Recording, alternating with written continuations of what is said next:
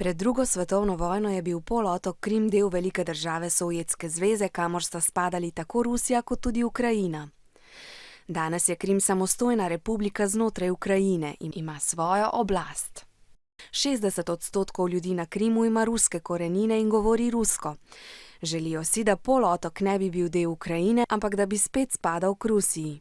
Zato so za to nedeljo razpisali referendum, to je glasovanje, na katerem lahko državljani odločajo o pomembnem vprašanju v državi. Tokrat naj bi prebivalci odgovarjali, ali želijo, da je Krim del Rusije ali del Ukrajine. Toda ali se lahko Krim kar sam odloči, kam bo spadal? Vlada Ukrajine v glavnem mestu Kijev pravi: Krim pripada Ukrajini, nihče ne sme države razkosati in si prisvojiti njenega dela.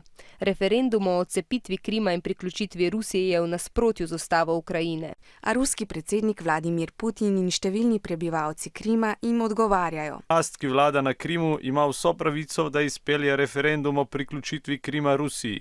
Vsak narod se lahko sam odloči, v kateri državi bo živel.